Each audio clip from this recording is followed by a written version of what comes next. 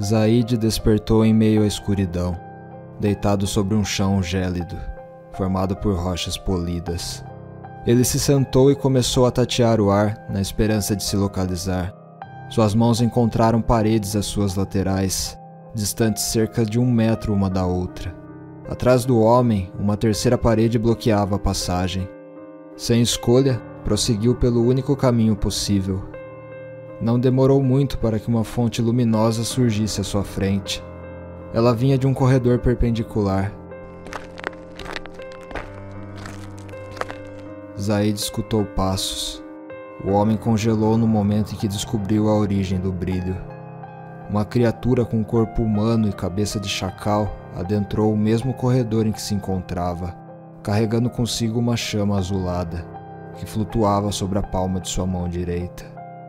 É o guia daqueles que partiram, o deus do embalsamamento, Anubis.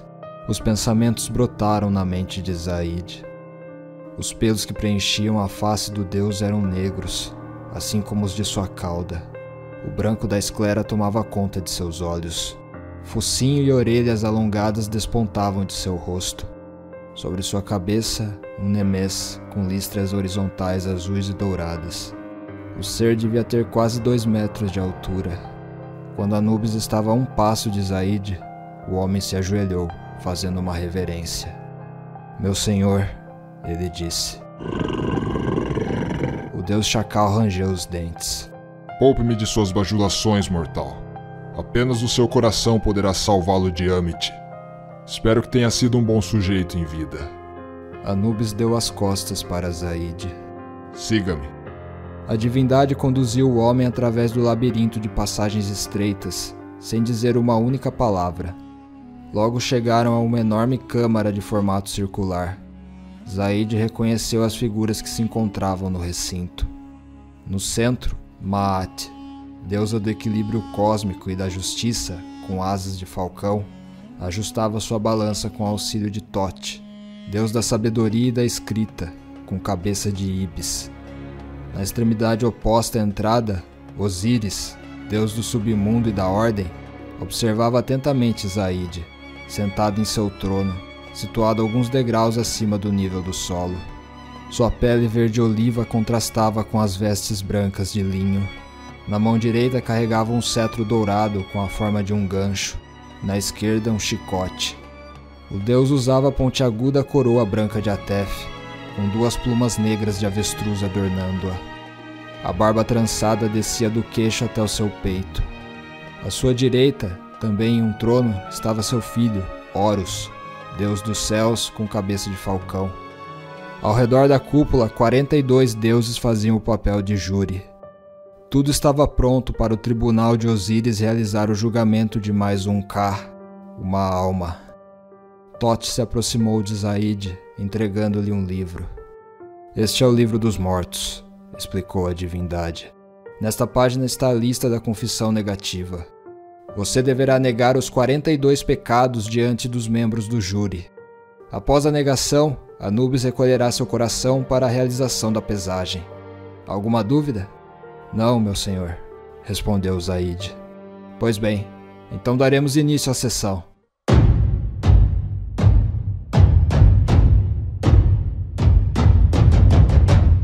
Após negar a lista de pecados, que incluía matar, roubar e mentir, e exaltar suas virtudes, havia chegado o momento da verdade. Anubis caminhou até o homem, esticou a mão direita até o lado esquerdo de seu peito e atravessou-o como se estivesse mergulhando nas águas do Nilo. Zaid sentiu as garras do deus chacal enlaçarem seu coração. Com um rápido puxão, ele arrancou-o. O órgão pulsava vividamente. "Maat, a pena", solicitou Anubis. A deusa removeu a pluma da verdade do topo de sua cabeça e entregou-a para Anubis. Primeiramente, o deus posicionou o coração de Zaid em um dos lados da balança dourada. No outro, a pena de Maat. Instantaneamente, a pena afundou o prato da balança até quase tocar o chão. Como a pluma pesava mais do que o coração, o morto havia acabado de passar pelo teste final de conduta. "Está feito", anunciou Maat. "Este Ka será encaminhado para o Duat, o paraíso." Thoth fez as devidas anotações em um papiro. Já pode guiá-lo para o submundo, Horus, orientou Thoth. Horus estava prestes a se levantar quando seu pai pousou a mão em seu ombro, impedindo-o. Algum problema, meu pai? Indagou o deus com cabeça de falcão. Não, meu filho, sussurrou Osíris. É que eu mesmo gostaria de guiar esse sujeito para o seu destino. Se é a sua vontade. Osíris ergueu-se de seu trono e proferiu em alto tom. Zaid, venha comigo, eu lhe mostrarei o caminho. Todos os deuses do tribunal se entreolharam espantados diante do pronunciamento de Osíris. Por que o interesse do deus do submundo por aquele mero mortal? Ele desceu calmamente os degraus até o nível inferior, deixando para trás seu cetro e o chicote. Por mais que estivessem no mesmo andar, Zaid ainda tinha que direcionar o olhar para cima, pois Osíris era tão enorme quanto Anubis. O deus bateu uma palma da mão contra a outra, fazendo uma passagem se abrir no meio de uma parede rochosa, revelando um longo corredor com várias tochas flamejantes fixadas às laterais, iluminando o caminho. Osíris deixou a câmara. Zaid foi atrás dele. Com ambos dentro do corredor, a passagem se fechou.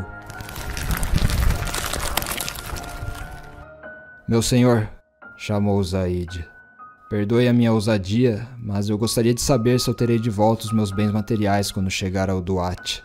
Esse trapo que eu estou usando já está me incomodando. Osíris ignorou o homem, apenas continuou andando. Sem falar que sinto falta dos meus adornos de pedras preciosas. Eu tinha braceletes magníficos feitos de esmeralda. Há algo errado, faraó. Osíris cortou a fala do homem. Zaid destacou. Como é? Osíris não interrompeu a caminhada. Eu não vou parar para discutir com você, mortal. Siga-me ou fique para trás.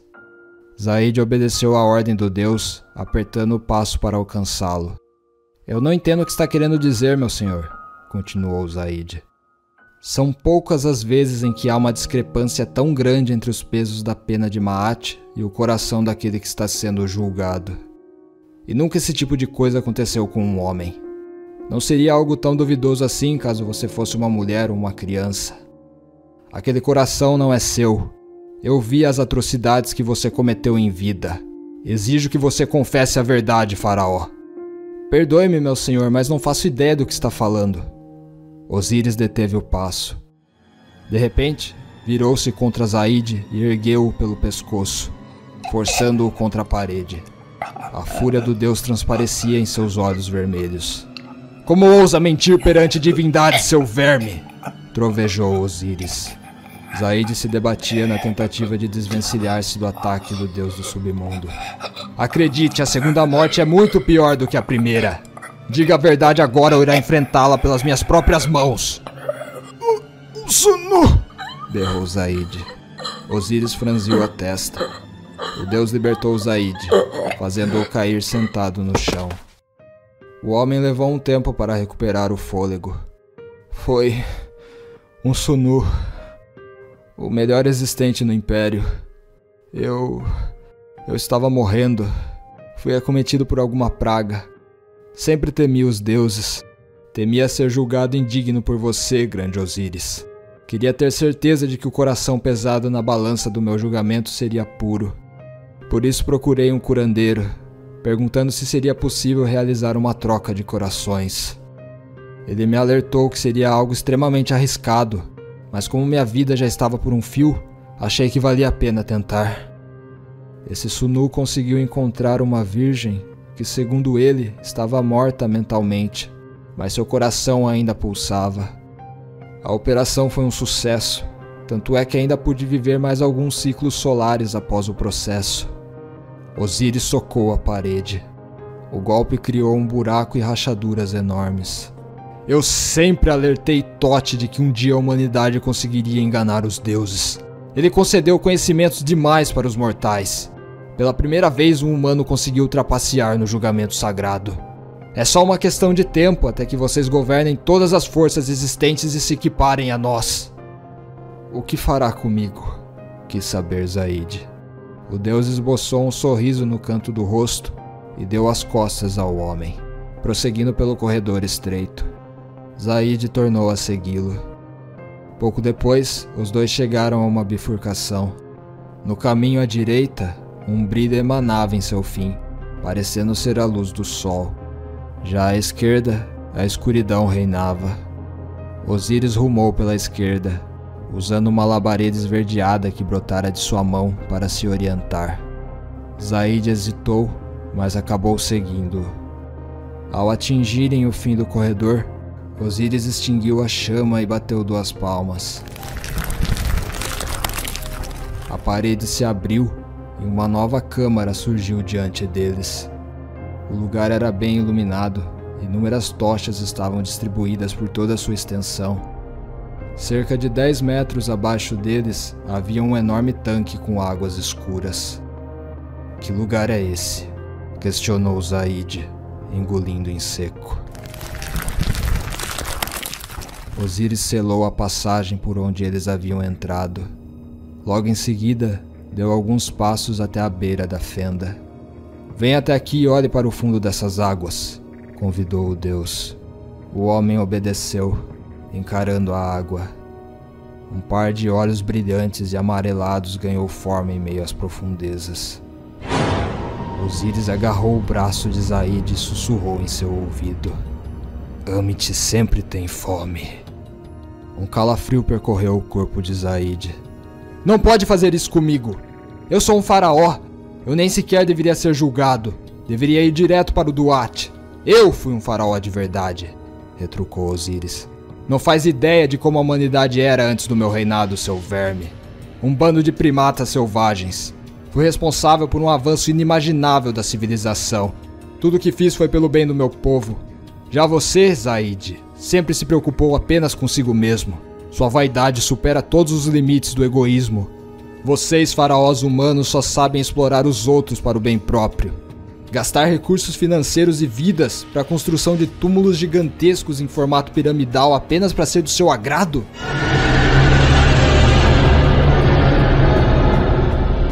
Um rugido monstruoso ecoou pela câmara. Isso é o que acontece quando um mortal tenta enganar uma divindade, Zaid. Osíris atirou o homem ao tanque.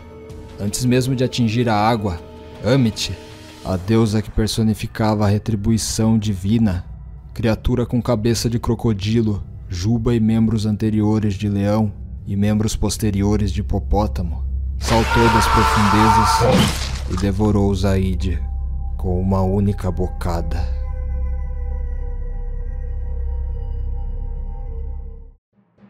Se você chegou até aqui, agradeço de verdade. Só queria deixar um recado. Esse conto faz parte da duologia O Olho de Horus, Histórias da Mitologia Egípcia, da Cartola Editora, focada em autores nacionais. Na descrição há um link para a livraria virtual da editora. Lá você poderá adquirir essa e outras obras incríveis. Apoie a literatura brasileira. Dito isso, fui.